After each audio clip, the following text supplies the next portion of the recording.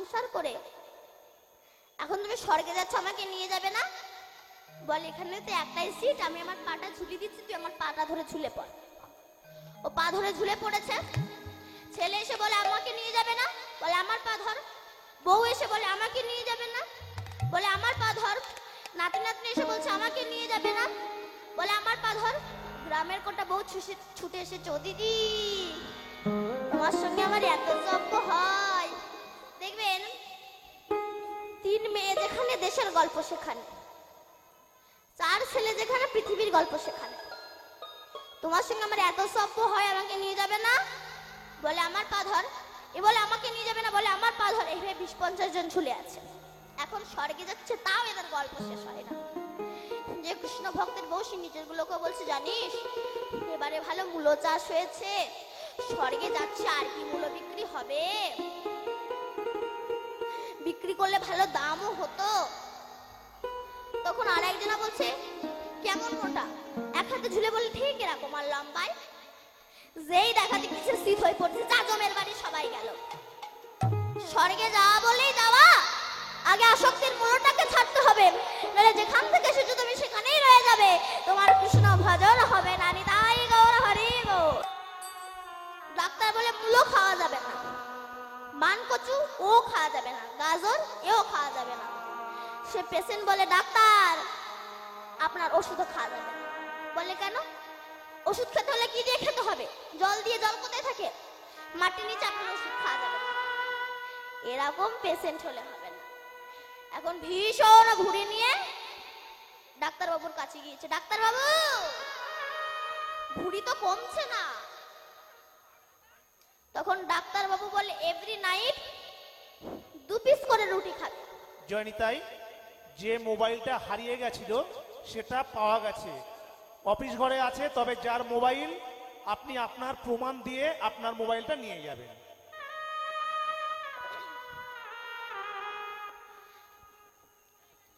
তখন ডাক্তারবাবু বলে এভরি নাইট 2 পিস করে রুটি খাবে। ও 2 পিস করে রুটি খাচ্ছে, তাও ভুঁড়ি কমে না। 2 সপ্তাহ বাদে বাড়িতে ডাক্তারবাবুর কাছে গিয়েছে, ডাক্তারবাবু ভুঁড়ি তো কমছে না। ডাক্তারবাবু বলে আগে কটা করে রুটি খেতে? বলে 32 খানা। এখন কটা খাও? বলে এখন 2টো করে রুটি খাই। আগে 32 খানা রুটি খেতে, এখন 2টো করে রুটি খাও, তাও ভুঁড়ি কমে না? বলে না। বলে আগে কত কেজি একটা রুটি খেতে, আর এখন কত কেজি একটা রুটি খাও? বলে আগে 32টা রুটি যে আটাই হতো ওই আটাই 2টো করে রুটি করে খাই।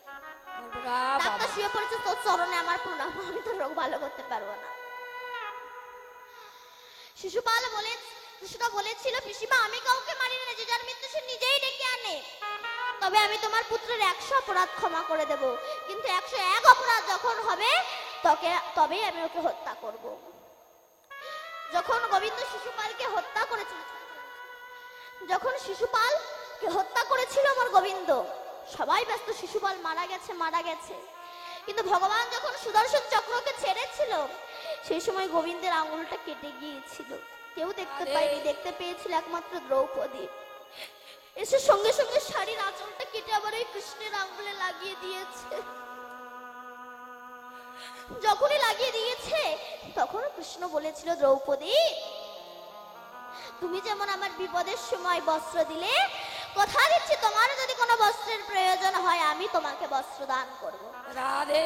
দিয়েছিল কোন দিন বলুন তো? যেদিন পঞ্চ পাণ্ডব দ্রৌপদীকে পণ রেখে পাশা খেলায় হেরে গেল।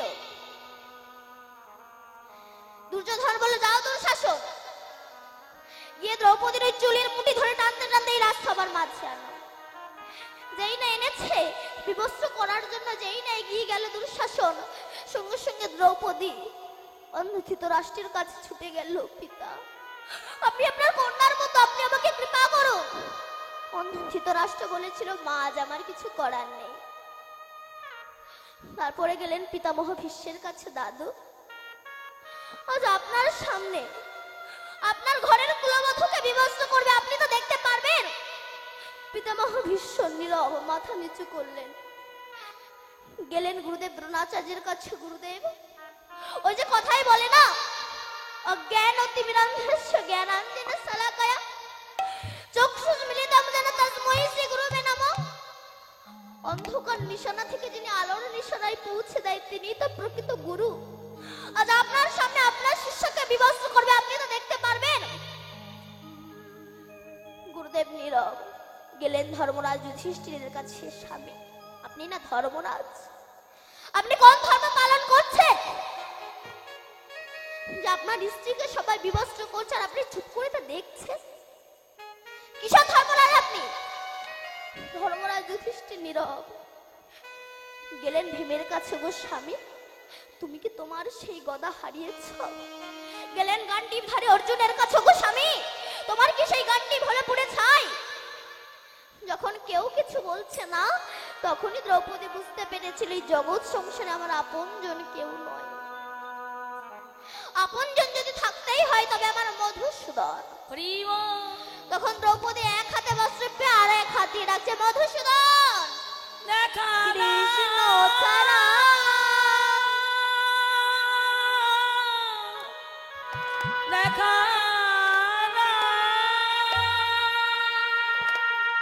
হে মধুসূদন, হে বিপদভঞ্জন, তুমি আমায় রক্ষা করো। তখন আমার গোবিন্দ বস্ত্রের কন্ডারি হয়ে যেই না দ্রৌপদীকে রক্ষা করলো, আর এদিকে দুঃশাসন বস্ত্র টানতে টানতে হাঁপিয়ে গিয়েছে। বলছে, দাদা দাদা আমি একটু জল খাবো। অন্দরমহল থেকে জল খেয়ে আয়।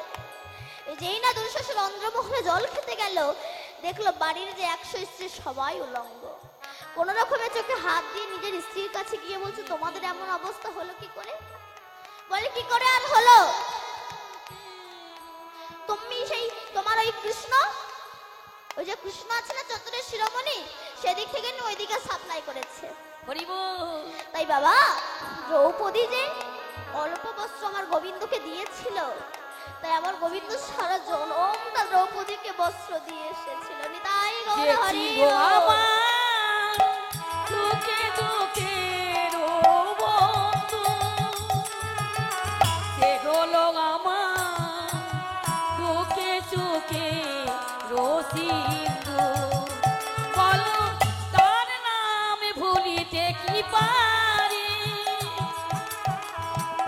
নামে ভুলিতে কি পারি। ওগো দয়ালে দীনবন্ধু, ওগো করুণার সাগর, ওগো দয়ালে দীন বন্ধু গে। তাই বাবা, গোবিন্দকে দিলে কখনো কমে না। তাই যার যেমন সামর্থ্য আছেন ভিক্ষা দিয়েছেন। সবাই মিলে বলুন, রাধা মাধব কি জয়। জয় নিতাই গৌর হরি বল। হরি বল। তাই বলছে ধেনুর পালকে একত্রিত করতে হবে কি করে? বলে, শিঙা বাজাও। শিঙা কার শিং দিয়ে তৈরি হয়? ঘোড়া শিং দিয়ে?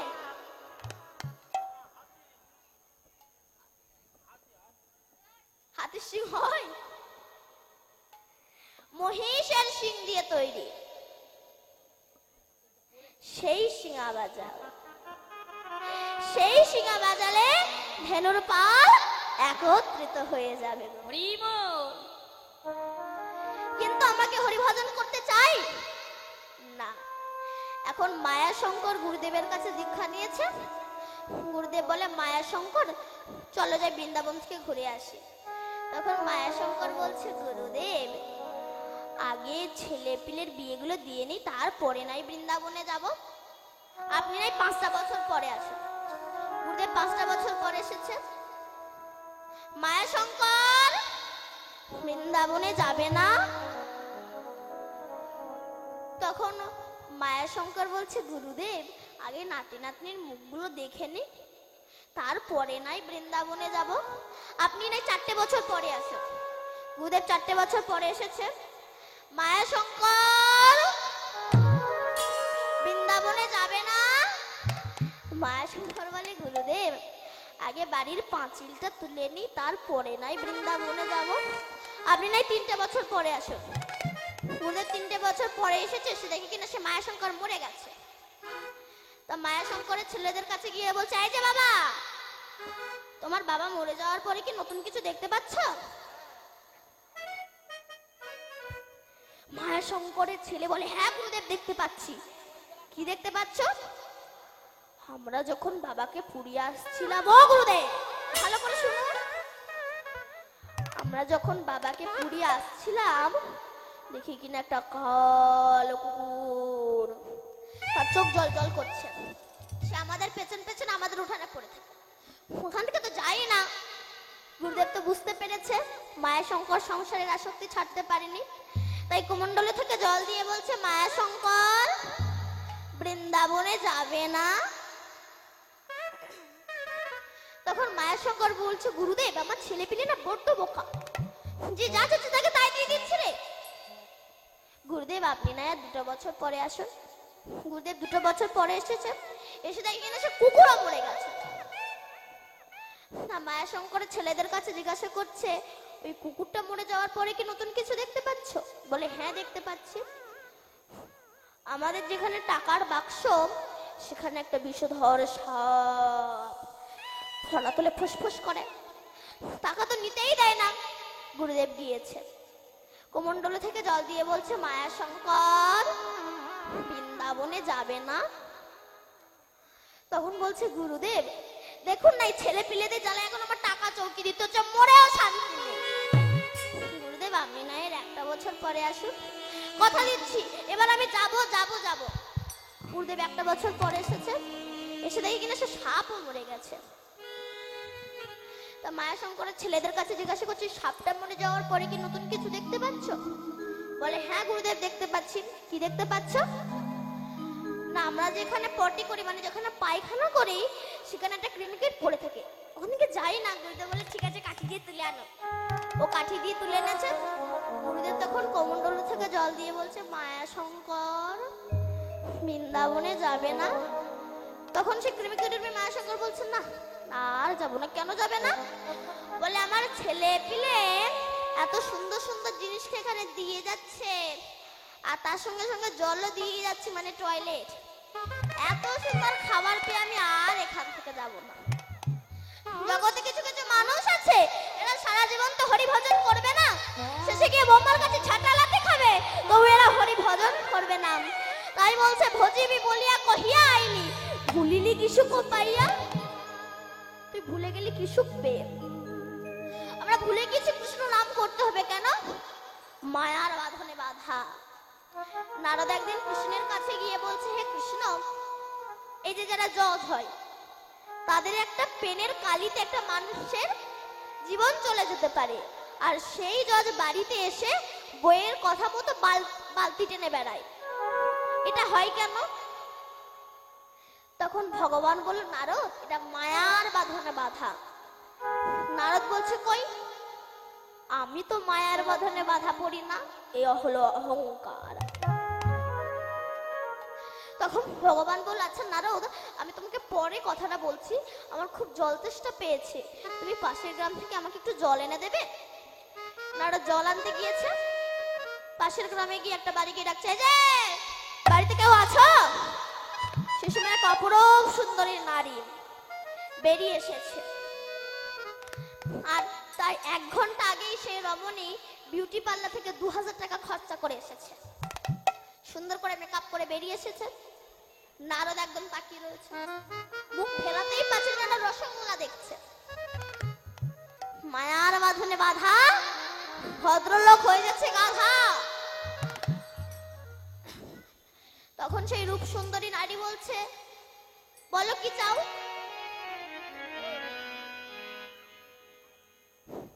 বলো কি চাও? বলে, কিছু চাই না, তোমাকে শুধু বিয়ে করতে চাই। মায়ার বাঁধনে বাধা।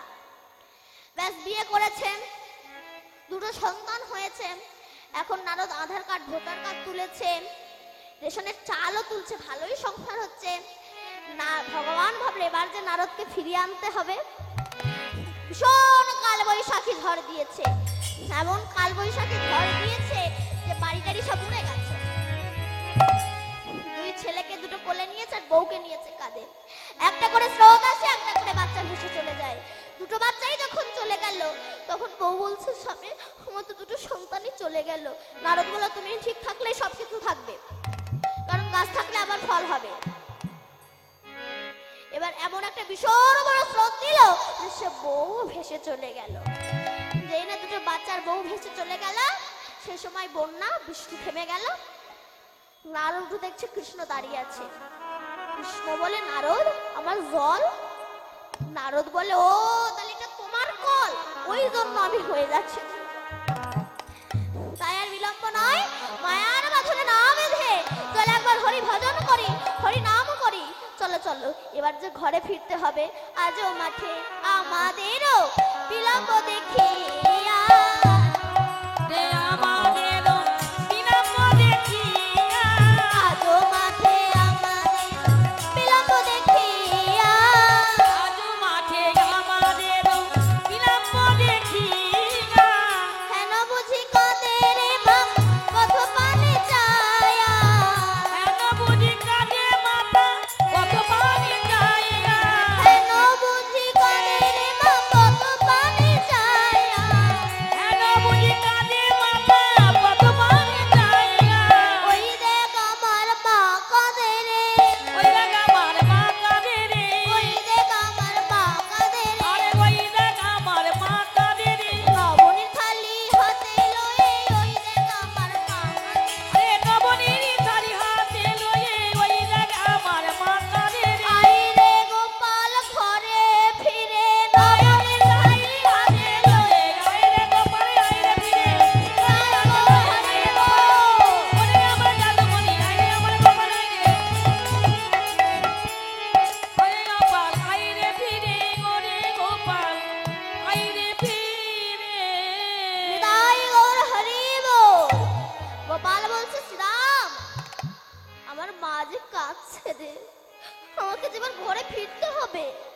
দেখ আমার মা, আমি মাকে কাঁদাতে ভালোবাসি না। প্রত্যেক মা বাবাকে কাঁদানোটা ভুল, কিন্তু আমরা তো বাবা মানি না। আমরা তো মানি না এসব। হরি বল হরি বল। আমরা মা বাবাকে কষ্ট দেওয়া বাবা, এটা কিন্তু অপরাধ। দেখবেন ফুটবল খেলার মাঠে যখন খেলোয়াড়রা খেলতে নামে, এই সময় এই খেলোয়াড় ফুটবলকে লাথি মেরে ওই খেলোয়াড়ের পায়ে দেয়, ওই খেলোয়াড় ফুটবলকে লাথি মেরে ওই খেলোয়াড়ের পায়ে দেয়, ওই খেলোয়াড় ফুটবলকে লাথি মেরে ওই খেলোয়াড়ের পায়ে দেয়। তখন ফুটবল মনে মনে ভাবছে, আমি কখনো গুলকির কাছে যাব। গুলকি হয়তো আমাকে লাথি মারবে, কিন্তু সে তো প্রথমে আমায় বুকে করে নেবে। সংসারে প্রত্যেকটা বাবা মায়ের এই একই অবস্থা। বড় ছেলের কাছে লাথি খেয়ে মেজ ছেলে, মেজ ছেলের কাছে লাথি খেয়ে সেজ ছেলে, সেজ ছেলের কাছে লাথি খেয়ে ছোট ছেলে, ছেলের কাছে লাথি খেয়ে বৌমা, বৌমার কাছে লাথি খেয়ে নাতি নাতনি, নাতি নাতনির কাছে লাথি খেয়ে আত্মীয় স্বজন। মানে লাথি খেতে খেতে আমরা বার্ধক্যই পরিপূর্ণ হয়ে যাই। সেই সময় দিনের শেষে মনে পড়ে আমার দীনবন্ধুর কথা। আহা হরি বল হরি তখন বল। চোখে দেখতে পাই না, মুখে কথা বলতে পারি না। সেই সময় নবদ্বীপের মুখে দুই গুলকি, এক হচ্ছে আমার গৌর আর এক হচ্ছে আমার নিতাই। তারা এসে বলছে, ওরে তোদের যে লাথি খেতে খেতে তোদের যে অন্তিম সময় চলে এসেছে, তোদেরকে কেউ না দেখুক, আমরা দুটি ভাই, আমাদের কোলে আয়, একবার বল হরে কৃষ্ণ কৃষ্ণ কৃষ্ণ হরে হরে। তাই কৃষ্ণ শ্রীরামকে বলছে, শ্রীরাম রে আমার মা যে কাঁদছে, আমাকে যে ঘরে ফিরে যেতে হবে। তাই তো বাবা, ভগবানকে পেতে গেলে আগে তো অনেক কষ্ট দুঃখ তো সহ্য করতে হবে। কারণ আমাদের এই যে কান, কান চেনেন তো মা? আপনারা কানও চেনেন না? চেনেন কান? ওই কান বলুন না।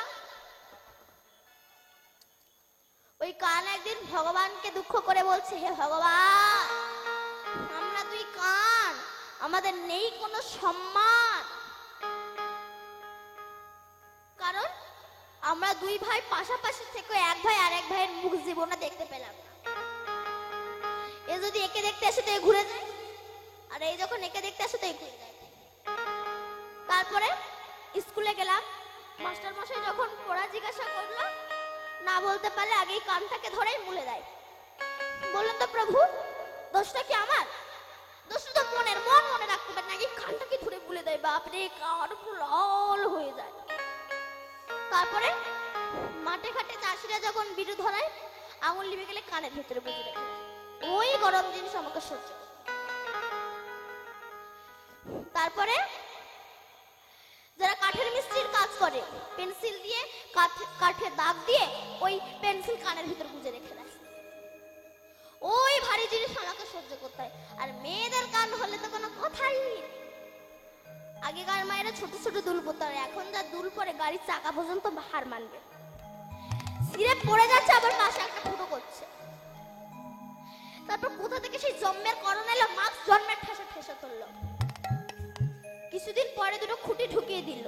ও মাই, মাকে ডাকুন তো, ঘুমাচ্ছে সেখান থেকে। ঘুমাচ্ছেন কেন? এই মা পড়ে আছে, বলুন খুঁটি মানে কি? বলুন তো খুঁটি মানে কি? চশমা। চশমা নাকে বলে, নাক বলে তোর জন্য আমার এই অসুবিধা হচ্ছে। তাও কষ্ট করে আছি। আমার এই কান জনম হওয়া কোন দিন ধন্য হলো। যার কান হয়ে আছেন, তার যখন কৃষ্ণ ভক্তি হলো, সে যখন গুরুদেবের কাছে গেল, গুরুদেব যখন কানটাকে ধরে সেই কানে হরে কৃষ্ণ কৃষ্ণ কৃষ্ণ হরে হরে, হরে রাম রাম রাম হরে হরে মন্ত্র দিল, সেদিন আমার এই কান জনম হওয়া ধন্য হয়ে গেল। নিতাই গৌর হরি বল। তো ধেনুর পালগুলোকে একত্র করতে হবে, বাঁশি বাজাও। এখনো বাবা কিন্তু গোবিন্দের বাঁশি বাজে। একটা গান আছে না, এখনো সেই বৃন্দাবনে বাঁশি বাজে বাজে রে, এখনো সেই বৃন্দাবনে বাঁশি বাজে বাজে রে, এখনো সে বৃন্দাবনে বাঁশি বাজে বাজে রে, এখনো সে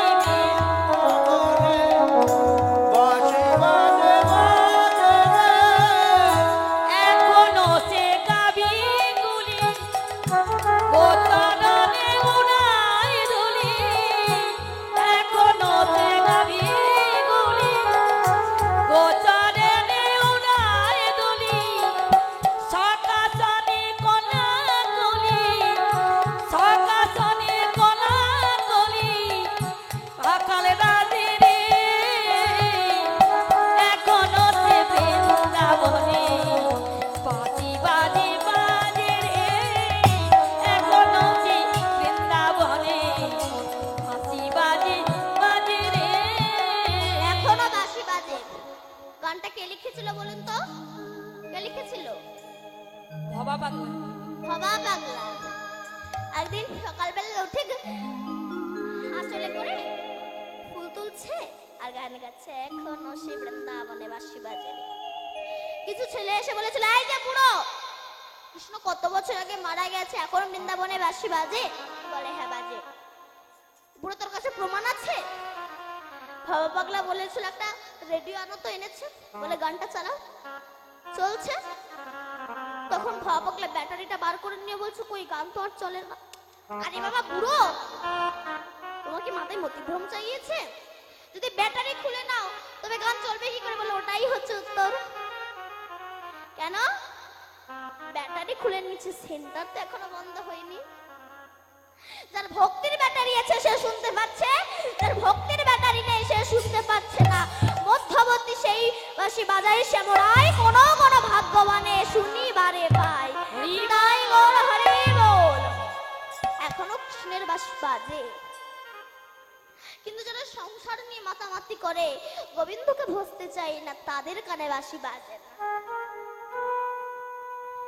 তাদের কানে কখনোই বাঁশি বাজতে পারে না।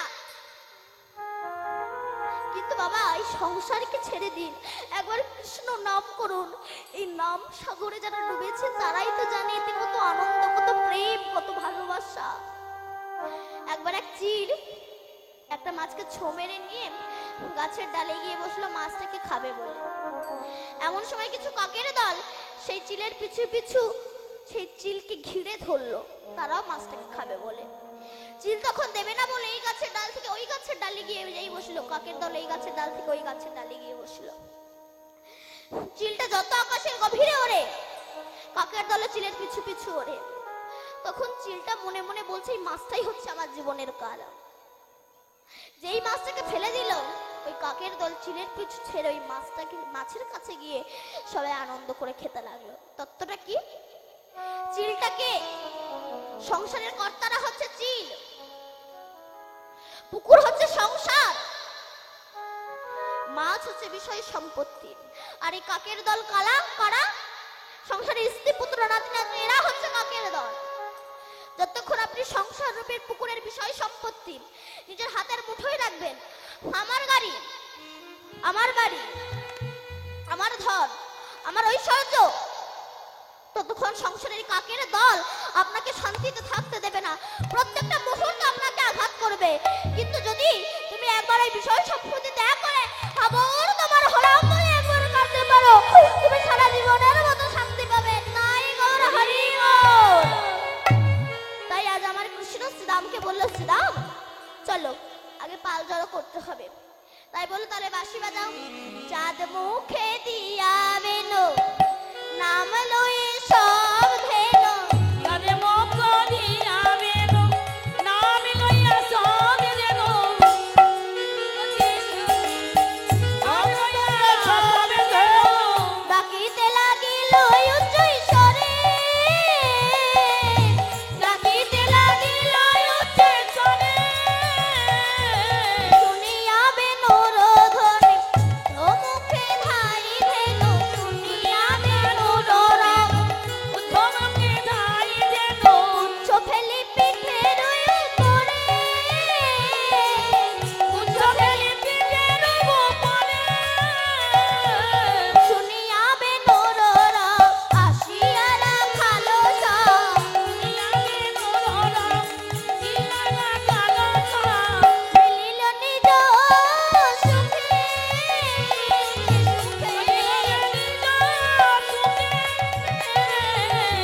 যে ধেনু যে বনে ছিল ফিরাই একত্রে কইল, যে ধেনু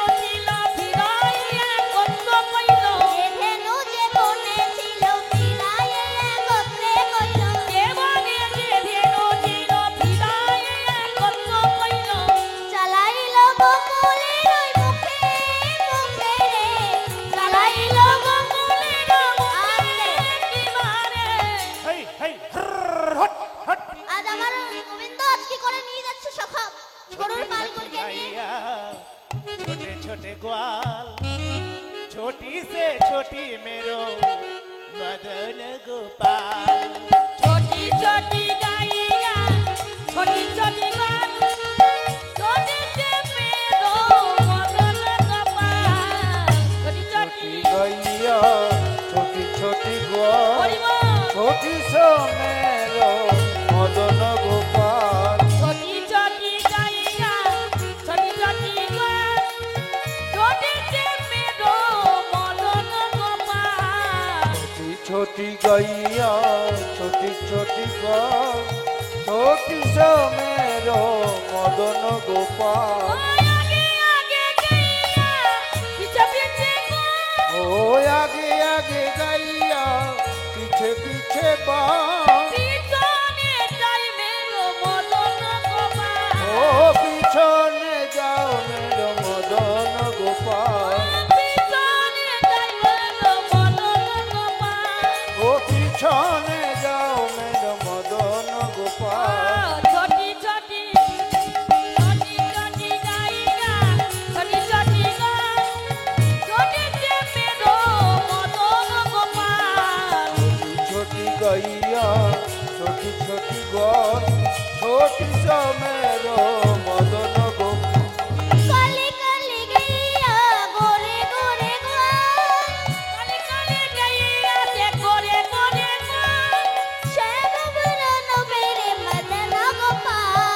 छोटी छोटी हाहा, छोटी छोटी गाइया, छोटी छोटी गाय, छोटी से मेरो मदन गोपाल। छोटी छोटी गैया छोटी छोटी बाल छोटी सा मेरो मदन गोपाल। ছোটি ছোটি সখিয়া মধুবন বাস, তিনটে মেজনা মধুবনে বাস। রাসের যায় মেরে মদন গোপাল। छोटी छोटी हाहा, छोटी छोटी गाइया, छोटी छोटी गाय,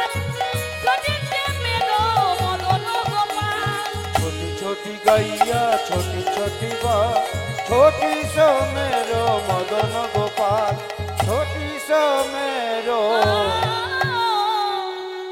মদন গোপাল শ্বেতকান্তি অনুপম আগে ধাই বলরাম শ্বেতকান্তি আগে দাই বলরাম শ্বেতকান্তি অনুপম আগে ধাই বলরাম শ্বেতকান্তি গণপম আগে ধাই বলরাম আর শিশু চলে যায় বায়ে বায়ে গো আর শিশু চলে যায় বায়ে বামে গো আর শিশু চলে যায় বায়ে।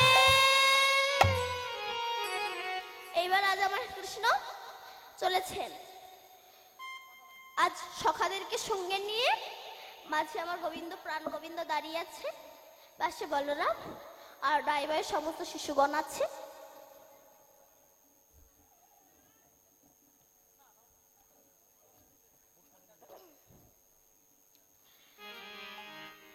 সমস্ত সখাদেরকে সঙ্গে নিয়ে আজ চলেছে। চলিতে চলিতে সখার সাথে চলিতে চলিতে সকাল যাইতে চলিতে চলিতে সখার সহিত ওরে রে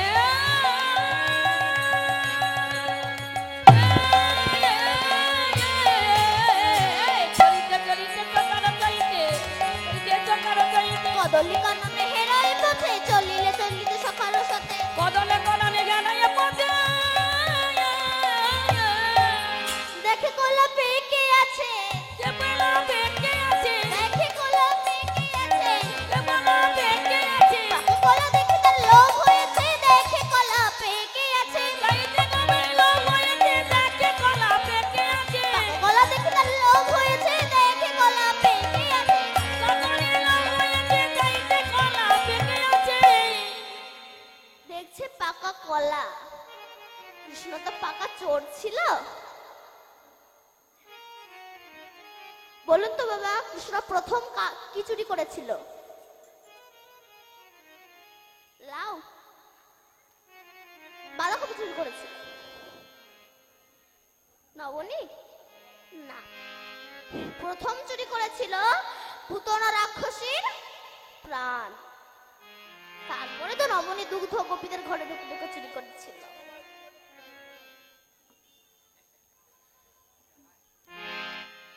আমার গোবিন্দ তাহলে প্রথম কি চুরি করেছিল? পুতনা রাক্ষসীর প্রাণ, তাকে চুরি করেছিল। এবার যখন রাস্তায় যাচ্ছে, যেতে যেতে দেখি না কলা গাছ। কৃষ্ণ বলে আমি কলা খাবো। কলা গাছে যেই উঠতে যাবে, শ্রীরাম এসে বলছে কানাই কলা গাছ তেলা গাছ, তুই পড়ে যেতে পারিস, আমি পেরে দিচ্ছি। এই বলে যেই পারতে গিয়েছে, কলা গাছ তখন মনে মনে ভাবছে শ্রীরাম যদি কলা পেরে দেয় তাহলে তো আমি আমার গোবিন্দের চরণ পাবো না। আমি কি তাহলে চরণ থেকে বঞ্চিত হব? আরে সীতামানে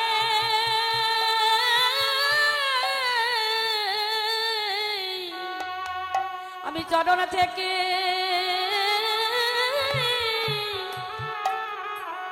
বঞ্চিত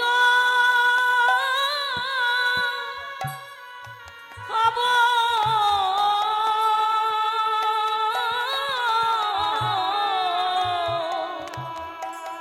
ওরে শ্রীরামের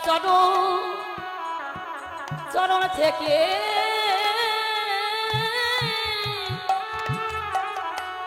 আমি বঞ্চিত হব। শ্রীরাম যদি কলা পেরে দেয়, আমি তোমার গোবিন্দের চরণ যুগল পাবো না। হরি বল হরি বল। তাহলে কি আমি চরণ থেকে বঞ্চিত হব?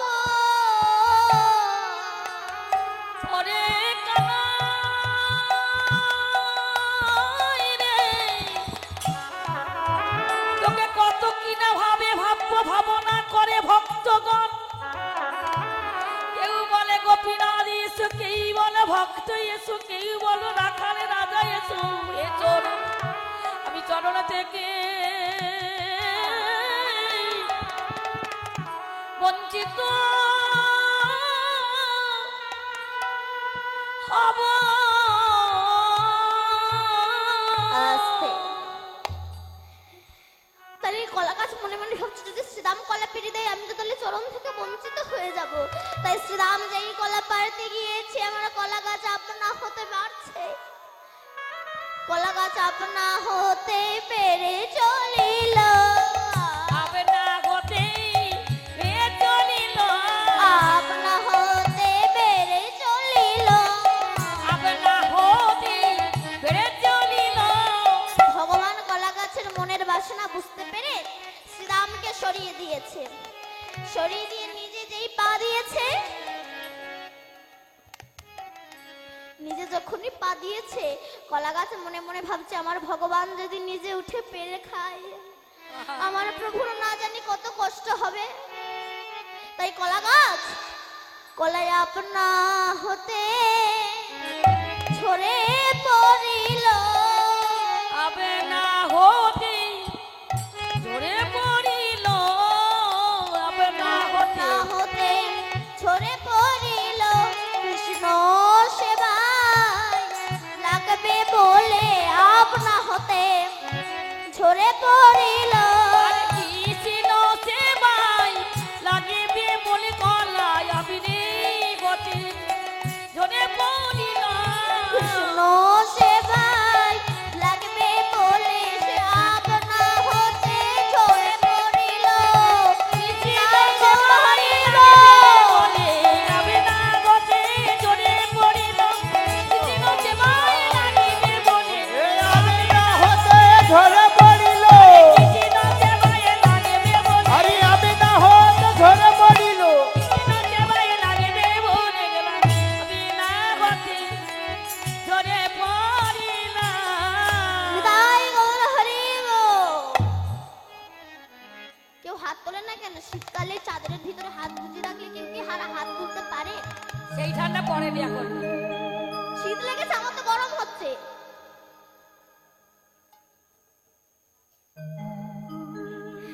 সবাই মিলে বলেন সচিদানন্দন গৌর হরি কি জয়। বাহ, নিতাই গৌর হরি বল। এইবার আমার কৃষ্ণ যখনই কলা পড়ে গিয়েছে আমার কৃষ্ণই কলা খেতে খেতে আসছেন আর রাধা রানী জটিলা মন্দিরে কৃষ্ণের জন্য অপেক্ষা করছে। কখন কৃষ্ণ যাবে আমি একটু থেকে দেখবো। যেই না কৃষ্ণকে দেখতে পেয়েছে আমার রাধা রানী বলছে ও গোবিন্দ এসো, একবার এই অনাথিনীর কথা কি তোমার আর মনে নাই?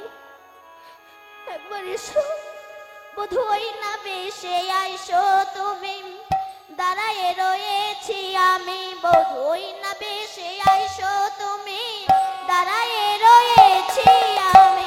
ওই না বেঁচে গাইছো তুমি, দাদা এ রয়েছি আমি। ওই না বেশে আইসো তুমি, দাঁড়ায় রয়েছি আমি। বদগে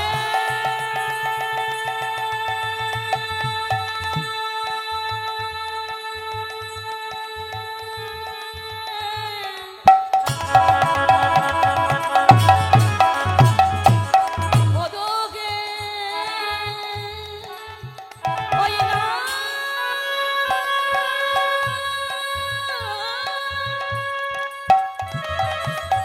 ওই না বেঁচে গাইছো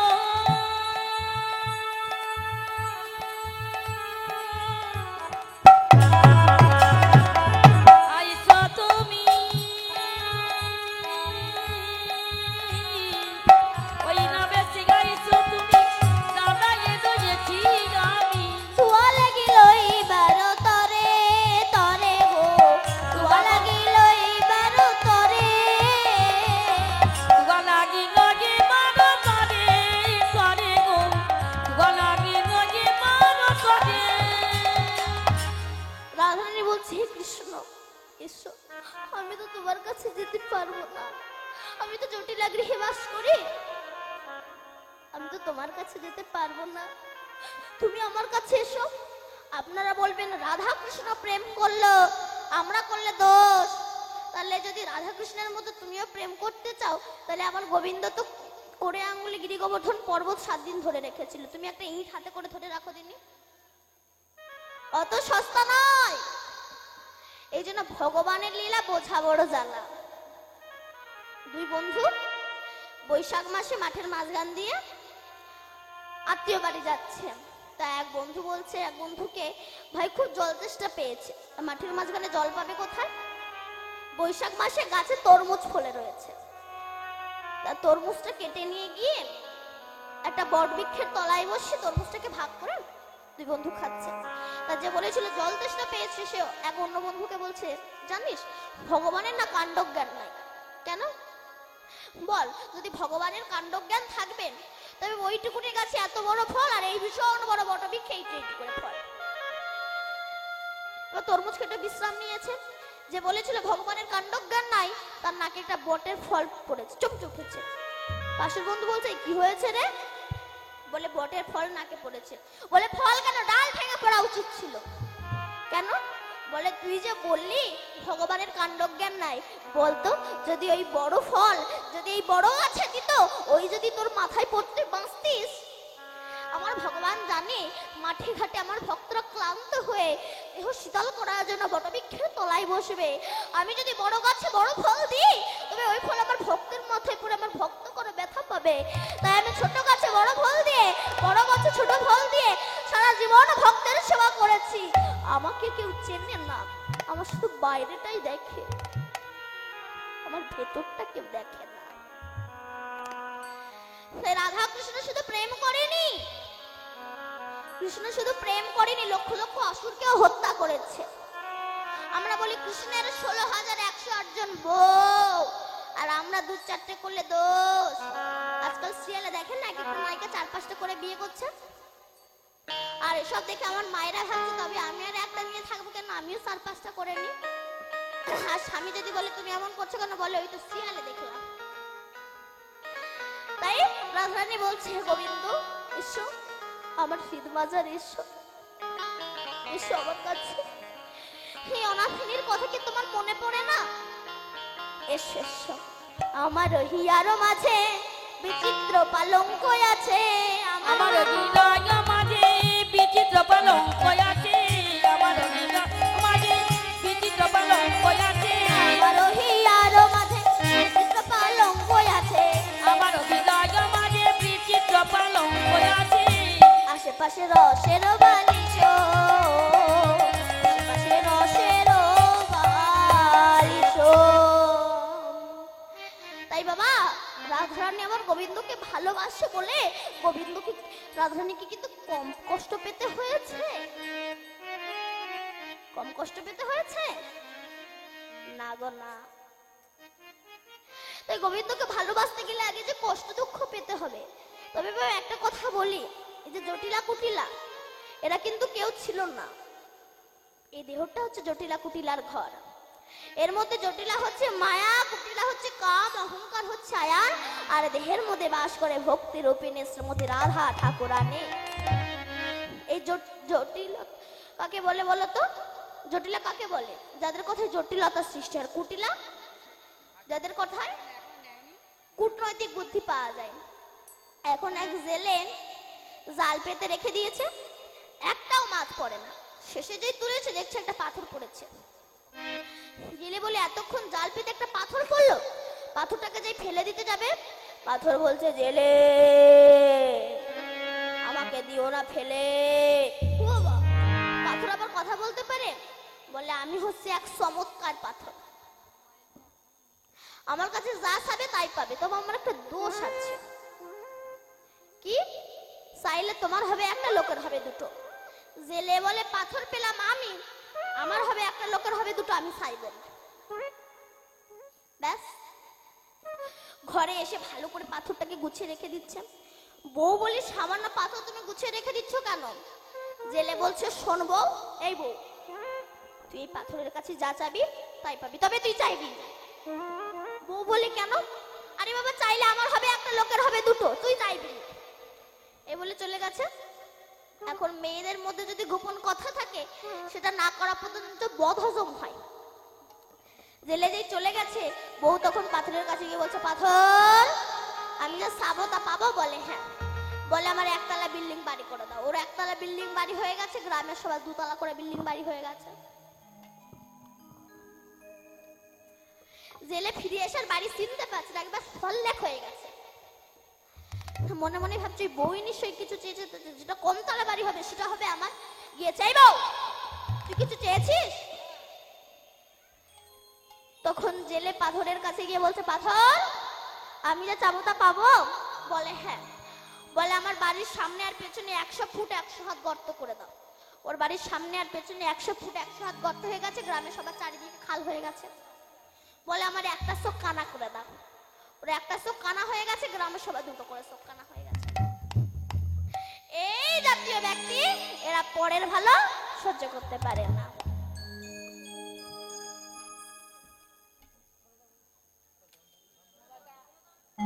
জানি তাই জানার মোবাইল হারিয়ে গেছে, এখনো আপনি নিয়ে যাননি, তাই আপনি আপনার প্রমাণ দিয়ে মোবাইলটা নিয়ে যান, অফিসে জমা আছে। জানার মোবাইলটা হারিয়ে গেছে, মোবাইলটা প্রমাণ দিয়ে আপনি নিয়ে যান আপনার মোবাইলটাকে। তাই এবার আজ আমার রাধা কৃষ্ণ নয়নে নয়নে মিলন হয়ে গেল। যখন নয়নে নয়নে রাধা কৃষ্ণের মিলন হয়ে গেল, তখন আমার গোবিন্দ সখাদেরকে নিয়ে এবং গরু বাছুর নিয়ে মায়ের কাছে এসেছে। তখন যশোদা বলছে, কানাই সেই সকালবেলা গোষ্ঠী গিয়েছিল আর এসেছে সন্ধ্যেবেলা, কোলে তুলে নিয়েছে, নিয়ে নবনী খাইয়ে দিয়েছে। খাইয়ে দিয়ে এবার ঘুম পাড়িয়ে দিয়েছে। ঘুম পাড়ানোর আগে আমার মা যশোদা গোপালের মুখে আরতি করছে। আরতি করে যশোদা মা গোপাল মুখ হেরি, আরতি করে যশোদা মা গোপাল মুখ ঘেরি, আরতি করে যশোদা মা গোপাল মুখ হেরি, আরতি করে যশোদা মা গোপাল মুখ ঘেরি, আরতি করে যশোদা মা গোপাল মুখ হেরি। আরতি করে যশোদা মা গোপাল মুখ ঘেরি। এবার আরতি করা হয়ে গেল, আমার গোবিন্দকে আজ শয়নে দিল আমার মা যশোমূর্তি। তাই রাধা গোবিন্দ লীলা এইখানে রহিল।